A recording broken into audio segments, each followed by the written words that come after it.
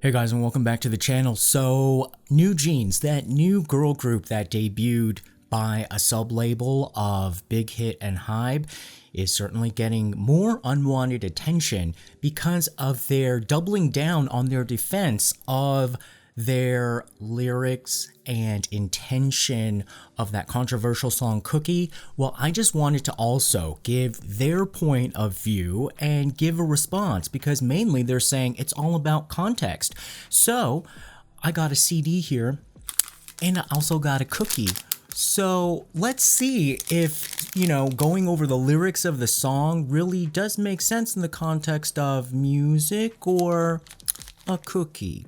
And in our K-Beauty review, you know how I said I love using the primers for the purpose of mainly the top ingredient dimethicone, and that Banila Co's primer, this is the original one, and this is their new and updated one. I wanted to show you what kind of magic this actually does for your skin, whether you use makeup or not.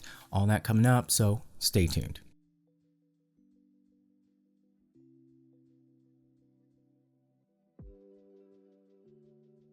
So many of you guys did say that the lyrics did seem a bit problematic, and from the response that I've seen online, people are having a bit of some kind of like conflict in their head about whether they should really like the music, the group, and the performers. And I would say there is a difference between the music and the lyrics, the way that you're portraying it, and just the sound. Like that sound that they have in their songs are extremely well produced pieces of pop music. Like you can really jam. You don't have to feel bad about, if liking the sounds, even the instrumentals without the vocals. That's usually what kind of gets you into it anyway, the beat, and then also all the other auditory sounds that, the music producers make. But,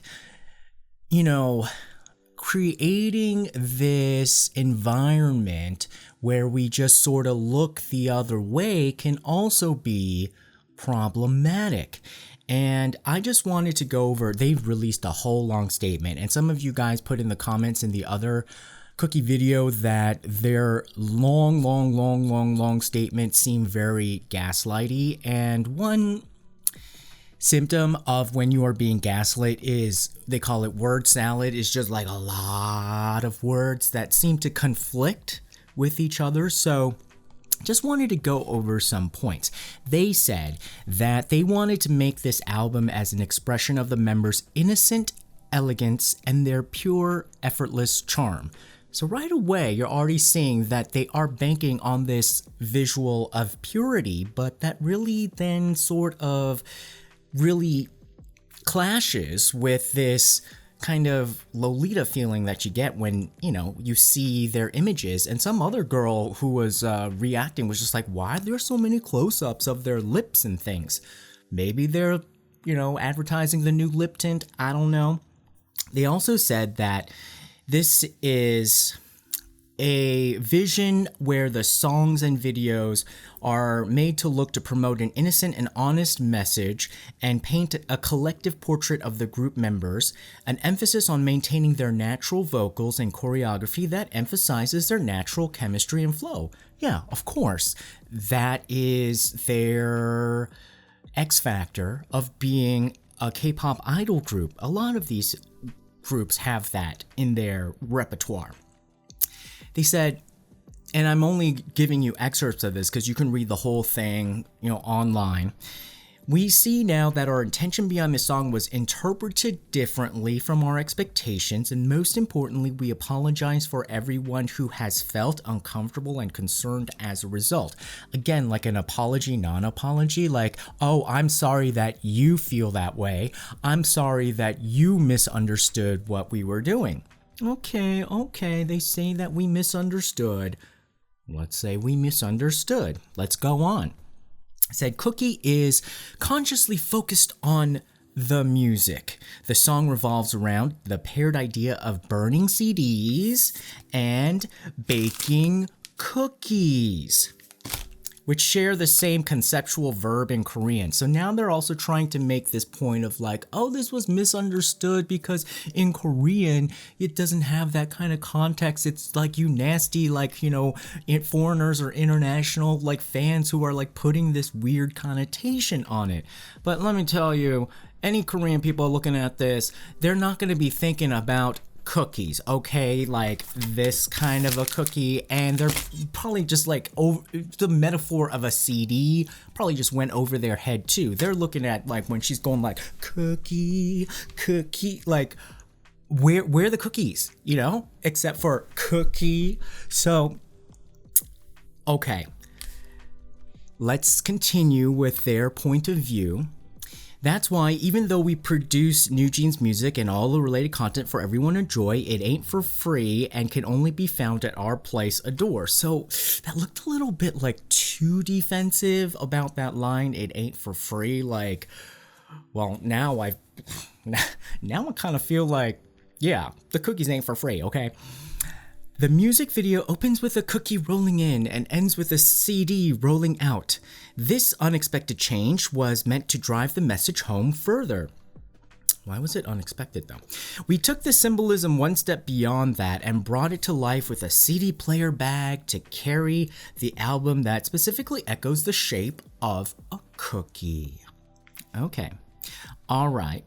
And now this is something that I am a little bit concerned about because they were talking about how like, oh, well, we checked in with some international English experts and that, you know, cookie versus cookies doesn't really have a difference. We used the word it because we didn't want to be sloppy with our lyrics to go between cookie and cookies, and it's not meant to be anything problematic.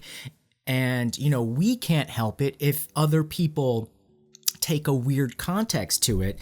And I didn't like how they tried to support that notion by saying, well, what about the American tradition of Girl Scouts knocking on strangers' doors to sell their cookies, or the flyers reading, get your Girl Scout cookies before it's too late, ask my daughter today. Now, I had never felt that that was kind of weird, but the way that they just even inserted it in this context, it kind of makes me feel a little bit cringy, just the way that you read it and see. So they said that also that if an English song had the line, hey little puppy, eat this taffy, yum, and somebody wanted to read it literally into Korean slang, which would basically say, hey you S-head, go F yourself, what should we do about a viewpoint like that? Well, first of all, there is no really like context to a song that would say, hey little puppy, eat this taffy, yum. That makes no sense. And especially if the way that they were saying cookie, and in this context, then maybe it would be sung aggressively. Like maybe it would be like, I don't want to name any kind of K-pop star, but you know, one of the more edgy ones, they could be like, you know, yelling it. And yeah, that should be like reinterpreted. But again, they are claiming context and we are looking at it in the context, and suddenly they want us to look at the cookie lyrics out of context. So you see how confusing this argument is? Now, this is the kicker, because remember they were saying that there is a huge cultural misunderstanding because in Korean, cookie is just cookie. It's nothing like what y'all are thinking with your dirty minds. But then they said the lyrics to Cookie were written by two native English speakers, a Korean woman and a Swedish woman in their 30s. I don't know how a Swedish woman has English as her native language, but let's just go with it. The song was also translated by a bilingual Korean woman. So basically they are saying that people who are well versed in English were behind this song. It wasn't as if like an innocent Korean songwriter just really wanted to talk about some cookies and then was just like, oh my gosh, this is taken out of context. It's written by some people who are native English speakers, and if any native English speakers listen to this, as many have, they're looking at it in the context of that kind of like dark purple lighting and all of those short skirts and kind of like, you know, poses that they're doing. And that is the context, and that would make sense that they would know. Now, they said that they were surprised, like, oh, we were English speakers and we're surprised. And other people are like trying to blame that, oh, well, you know, it's like maybe it's Sweden. But remember, Britney Spears' first album, that whole Lolita concept too, Baby One More Time, Hit Me Baby One More Time. Yeah, that was done in Sweden and made by Swedish music producers. I'm not saying that they all do that in Sweden, but like, I don't know, why are you bringing Sweden into this, bilingual English, you know, like, what does it matter? It's about the context, like you said. And they said like, well, after all, a toxic perspective can take something harmless and see it as something that's anything but. We believe the most important factor when it comes to interpretation is context. As always, context is key. So let's take a look a little bit at this context then. They're saying the context is cookies is either a CD or an actual cookie. So I want to read some of the lines to these cookies and see if that's how the context would be taken. Now, first of all, I want to show you like the way that people who are English speakers, how they talk about cookies. Like, what's the intonation of when they say cookies? So here are some famous bakers and chefs talking about some cookies. These giant kitchen sink cookies. We're making chewy chocolate chip cookies. And that lends structure to the cookie. So My brown sugar oatmeal cookies. Especially with chocolate chip cookies. So that does mean my Christmas chocolate cookies. Oh, cookie. Okay, so as you can tell that they were saying cookies in different contexts and different, even one's a British lady, one's like from Northeast United States, Midwest, and LA. Like all these people have a different perspective, but they all kind of say cookie in a very innocent way. Now, when you look at even the line of when they're talking when they sing it, I'm sure you've heard the song now, but if you haven't, but they drag out that note on cookie. And that sounds even innocent, but I think it's like a B flat or something like cookie. It's like, ew, like, what are you doing? Like, you're like, is that how you talk about like cookies? I want to take this cookie out and sing to this cookie. Okay. All right. So this is a cookie, and this is a cookie. So, you know, some of the lyrics, look, if you want it, you can get it. If you want it, cookie. All right, here's another lyric. Keep looking at my cookie. 역시 향기부터 다르니. Taste it. 한 입은 모자라니. Oh. So basically that means like, you know, the scent is different. Taste it. And one bite won't be enough. Cookie. All right. You also say, like, take it, don't break it. I want to see you taste it. Now, what else are you supposed to do with a cookie? You're supposed to break it or like eat it, but take it, don't break it. I want to see you taste it. Now, in my book, I would say a mature woman wants to have her cookie treated like that. Take it, don't break it. I want to see you taste it. But a mature woman, you know, not some girl like not knowing what kind of cookie she's talking about. And then she says like sugar. I got sugar. I don't waste any ingredients. You know, you never made a cookie before. Sugar is not the only ingredient. And if you're not going to be wasteful about anything, you don't waste the pure Madagascar vanilla or the guittared chocolate chips. Sugar is like the cheapest thing besides the flour. Maybe even, why didn't you talk about the real churned butter rather than margarine or oil? That's what would happen if you don't skimp on the ingredients. But why are you just talking about the sugar? And you know, this song came after Harry Styles' Watermelon Sugar. And we all know now he was very clear about like what that was not the sweet juice of an actual watermelon you get from the grocery store.